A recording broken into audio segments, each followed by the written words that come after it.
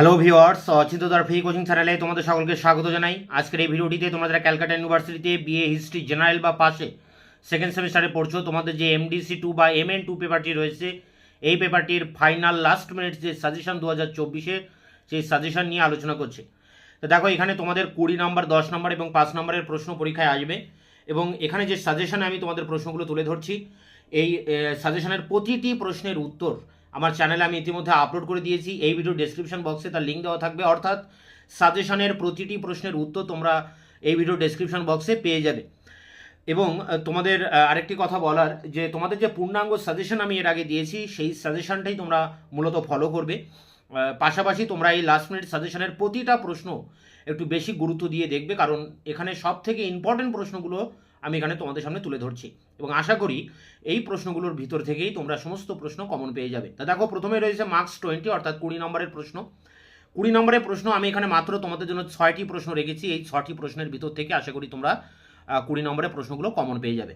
তো দেখো, প্রথম প্রশ্ন, প্রাচীন প্রস্তর যুগের বৈশিষ্ট্য আলোচনা করো।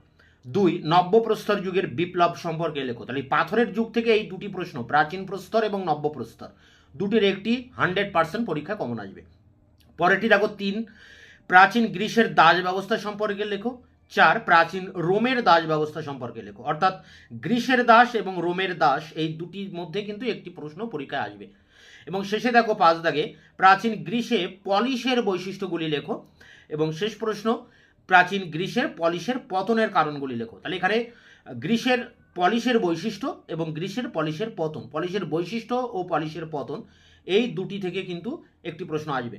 তো দেখো, এখানে 3টি মোট ইউনিট আছে। একটি পাথরের যুগ, প্রাচীন পাথর আর নব্য পাথর, দুটি থেকে একটি আসবে। গ্রিসের দাস ব্যবস্থা, রোমের দাস ব্যবস্থা, অর্থাৎ দাস ব্যবস্থার ইউনিট থেকে এই দুটো থেকে একটা আসবে। এবং পলিশ আছে শেষের 3 নম্বর ইউনিটে, গ্রিসের পলিশের বৈশিষ্ট্য, পলিশের পতন, বৈশিষ্ট্য আর পতনের মধ্যে একটি আসবে। তো এই 6টি প্রশ্ন তোমরা করবে। আশা করি তোমরা এখান থেকে 100% দুটি প্রশ্ন কমন পেয়ে যাবে। মার্কস 10, অর্থাৎ 10 নম্বরের প্রশ্ন, এখানে আমি মাত্র তোমাদের 6 থেকে 7টি প্রশ্ন রেখেছি। আশা করি এর ভিতর থেকে তোমরা কমন পাবে। প্রথম প্রশ্ন, মানুষের বিকাশ ও বিবর্তনের সংক্ষিপ্ত ইতিহাস লেখো। পরেরটি দেখো, মানব সভ্যতার বিবর্তনে শিকারী খাদ্য সংগ্রাহক কিভাবে উৎপাদকে পরিণত হয়। অর্থাৎ শিকারী মানুষ কিভাবে খাদ্য উৎপাদন করতে শেখে, সেটি একটি প্রশ্ন। আর মানুষের বিকাশ বিবর্তনের উপর একটি প্রশ্ন। এই দুটো থেকে কিন্তু একটা আসতে পারে। পরেরটি দেখো, থুকিডিডিসকে বিজ্ঞানসম্মত ইতিহাসের জনক বলা হয় কেন। পরেরটি, স্পার্টার সমাজ ব্যবস্থা বা ঘুরিয়ে আসতে পারে স্পার্টার শ্রেণীবিন্যাস আলোচনা করো।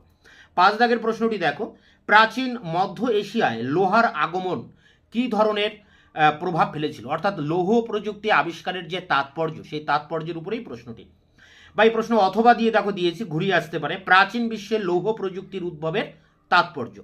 পরেরটি দেখো, মানব সভ্যতার লৌহ প্রযুক্তির আবিষ্কার সংক্রান্ত বিতর্কটি লেখো। তাহলে লোহার উপরে দুটি প্রশ্ন, একটি হচ্ছে লোহা আবিষ্কারের তাৎপর্য, আর একটি হচ্ছে লৌহ প্রযুক্তি নিয়ে যে বিতর্ক। এই প্রযুক্তি নিয়ে বিতর্ক এবং লৌহ প্রযুক্তির উদ্ভবের তাৎপর্য, এই দুটি থেকে কিন্তু একটি প্রশ্ন আসবে পরীক্ষায়। এবং শেষ প্রশ্ন খুবই ইম্পর্টেন্ট, গ্রিক নাটকের বিকাশের ধারা। এখানে ট্র্যাজেডি এবং কমেডি দুটোকে কেন্দ্র করেই এই গ্রিক নাটকের বিকাশের ধারা আলোচনা করতে হবে। তো এই প্রশ্নগুলো তোমরা করবে। এখানে প্রতিটা প্রশ্নের উত্তর আমার চ্যানেলে আপলোড করা আছে, তার লিঙ্ক দেওয়া থাকবে ভিডিও ডেসক্রিপশন বক্সে। মার্কস 5, অর্থাৎ 5 নম্বরের টিকা প্রশ্ন তোমাদের 3টি লিখতে হবে। তো দেখো, এখানে মাত্র আমি 8টি প্রশ্ন তোমাদের সামনে রেখেছি। এই 8টি প্রশ্নের মধ্যে থেকে তোমরা 3টি প্রশ্ন কমন পেয়ে যাবে। প্রথম প্রশ্ন, পুরা প্রস্তর যুগের অর্থাৎ উচ্চ নিম্ন এর বৈশিষ্ট্য লেখো। দেখো, পুরা প্রস্তর যুগের উপরে বৈশিষ্ট্য 20 নম্বরে তোমরা প্রথমেই পড়ছো। যদি ওই প্রশ্নটি না আসে তখন কিন্তু এই টিকাটা অবশ্যই আসবে। 2, পশুচারণ ভিত্তিক যাযাবর বৃত্তি সম্পর্কে সংক্ষিপ্ত টিকা লেখো। এই পশুচারণ ভিত্তিক যাযাবর বৃত্তি অর্থাৎ মানুষ কিভাবে খাদ্য উৎপাদন করতে শিখেছিল, সেটি তোমরা 20 নম্বরে পড়ছো। যদি ওটা না আসে তখন কিন্তু এই টিকাটা অবশ্যই আসবে। 3, প্রাচীন রোমের ব্যবসা বাণিজ্যের সংক্ষিপ্ত বিবরণ দাও। 4, মিশরের অর্থনীতির উপর টিকা লেখো। দেখো, এই মিশরের অর্থনীতি এবং রোমের অর্থনীতি, এই দুটি থেকে একটি আসতে পারে। পরেরটি 5 দাগে, স্পার্টার সংবিধান সম্পর্কে সংক্ষিপ্ত আলোচনা করো। 6, স্পার্টার সমাজে হেলটদের ভূমিকা। স্পার্টা থেকে এই দুটো প্রশ্ন থেকে একটা অবশ্যই তোমরা পরীক্ষায় কমন পাবে, স্পার্টার সংবিধান, স্পার্টার হেলট। পরেরটি দেখো, মিশরের উপরে দুটি প্রশ্ন আসে, এই দুটি থেকেও কিন্তু একটি পরীক্ষায় অবশ্যই আসবে। মিশরের রাষ্ট্র ব্যবস্থা সম্পর্কে টিকা লেখো। এবং শেষ 8 দাগের প্রশ্নটি দেখো, মিশরের স্থাপত্য ভাস্কর্য সম্পর্কে লেখো, বা ঘুরিয়ে দিতে পারে মিশরের পিরামিড লেখো। একই উত্তর হবে।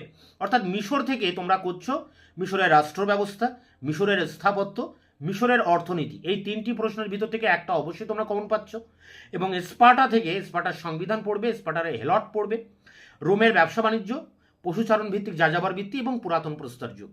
তো এখানে যে প্রশ্নগুলো আমি তোমাদের সামনে আলোচনা করলাম, অর্থাৎ 20, 10 এবং 5 নম্বর, প্রতিটা প্রশ্নের উত্তর বিস্তারিত আলোচনা ব্যাখ্যা সহ তার অ্যান্সারগুলি ইতিমধ্যে আমার চ্যানেলে আপলোড করে দিয়েছি। প্রতিটা প্রশ্নের উত্তর পেয়ে যাবে আমার এই চ্যানেলে, এই ভিডিও ডেসক্রিপশন বক্সে তার লিঙ্ক দেওয়া থাকবে। তাই তোমরা অবশ্যই ভিডিওগুলি দেখে নিও। দেখা হচ্ছে তোমাদের সামনে নতুন কোনো ভিডিও নিয়ে, তোমাদের ক্লাস রিলেটেড ভিডিও নিয়ে। ততক্ষণে তোমরা আবার চ্যানেলকে অবশ্যই সাবস্ক্রাইব করে রাখবে, বন্ধুদের কাছে শেয়ার করবে, নিজেদের মতামত জানাবে কমেন্ট সেকশনে, এবং ভিডিওটি ভালো লাগলে অবশ্যই একটা লাইক দেবে।